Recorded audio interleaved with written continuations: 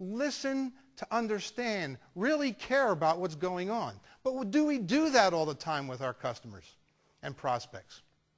Well, I remember one day on my way home from work, I stopped off to see my grandmother.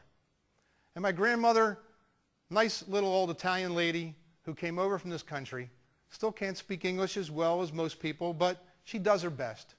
And I said to her, "Grandmom, do you have a picture of my grandfather?"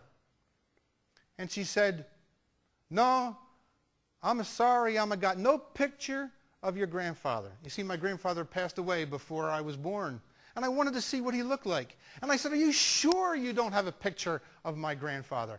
And she goes, "Well, I'm going to have a picture, but I'm going to hate that picture. He's got this gosh darn hat on, and I'm going to hate that hat." And I said, "Well, let me see the picture." She said, "I'll go get it." So she went off to her bedroom. She came back a little while later, and there she presented me with a picture of my grandfather. And he was wearing this fedora-type hat, the kind they wore back in the 30s. And she says, "Look at this, a picture of my Attilio. The only picture I have, and he's got this gosh darn ham on. I hated that hat." Well, being a good salesman, I was going right for the solution. There was a problem, I'm going for the solution. And here's the solution. "Grandmom, we can airbrush the hat off." And she says, "Key airbrush." "Grandma, we could take the hat off my grandfather." "No can do. You make a fun of me. You make a fun of old lady." I says, "No, Grandma, it's true. Tomorrow we will go to a photographer and he will take the hat off." She was so excited, but still didn't believe me. So we went the next day to visit the photographer, and she walks right in and she says, "Excuse me, my grandson, he make a bigger fun of me. Him and tell me you could take the hat off of my Attilio, my husband, because I'm a hated that gosh darn hat." And the photographer looked at it and he said, "Sure, we can airbrush it off. We could take the hat off." And she says, "You can do? You can do? You could take the hat off?" And he says, "Yes, I can."